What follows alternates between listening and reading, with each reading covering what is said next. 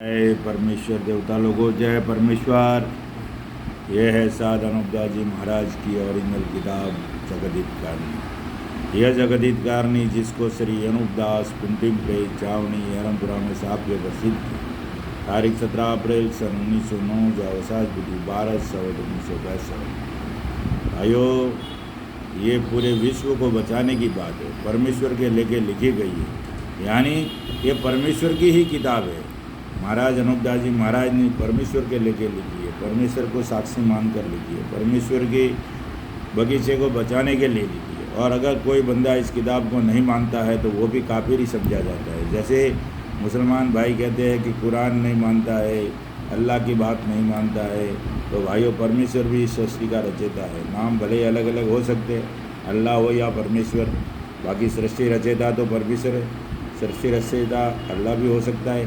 तो भाइयों, जो परमेश्वर की बात नहीं मानता है, यानी परमेश्वर के बगीचे को बचाने का काम नहीं करता है, तो वो काफिर ही गिना जाता है। इसलिए भाइयों, इस किताब को पूरे विश्व को बचाने के लिए जगदीत कारणी अनूपदास जी महाराज ने छापी गई है। ये हर महीने की 17 तारीख को सावनी हरमपुरा में निःशुल्क मिलेगी आपको।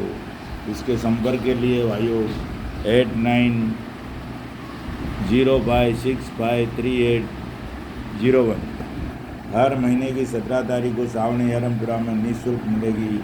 और जो भी अनूपदास जी महाराज के नाम से मंदिर बना रहे, झुपड़ियाँ बना रहे हैं, उससे कुछ होने वाला नहीं है भाइयों।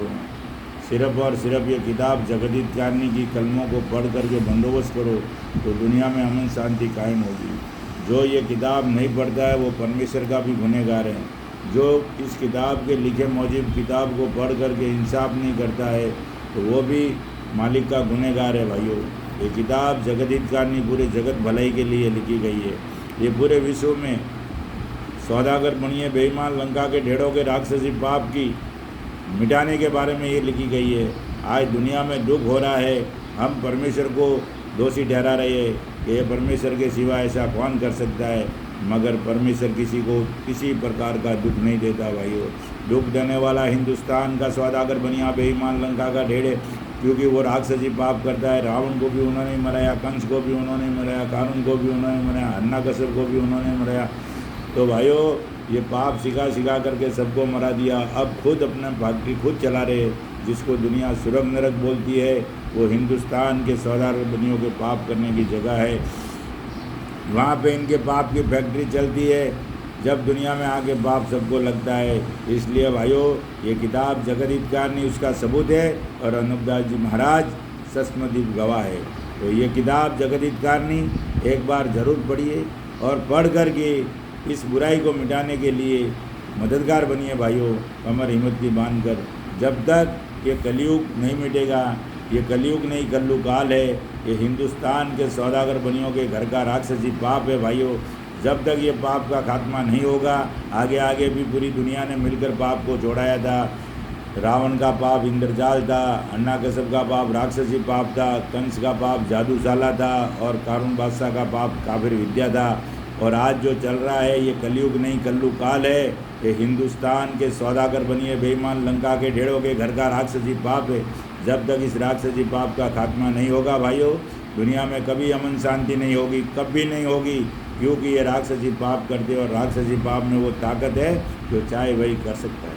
इसलिए भाइयों, इस राक्षसी पाप का खात्मा करने के लिए अनूपदास जी महाराज ने अवतार लिया और अवतार लेके पूरी उनकी किताब, पूरी जगदीत कारणी, उनके पाप की कुंडली पूरी लिख करके जगदीत कारणी को पूरी दुनिया में पेश किया। इसलिए सब सज्जनों से हाथ जोड़ के अर्ज है कि एक बार इस किताब को पढ़िए और सच और झूठ की तलाश करिए और तलाश करके इंसाफ कीजिए। जब जाके दुनिया में अमन शांति कायम होगी।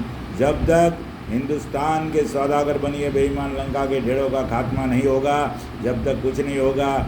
आज वो हिंदुस्तान में धर्मात्मा बन के बैठे मेरे भाइयों। इसलिए इस किताब को एक बार ज़रूर पढ़िए, पढ़ करके बंदोबस्त करिए। जय परमेश्वर और आपका दिन शुभ रहे। जय परमेश्वर, जय परमेश्वर, जय परमेश्वर।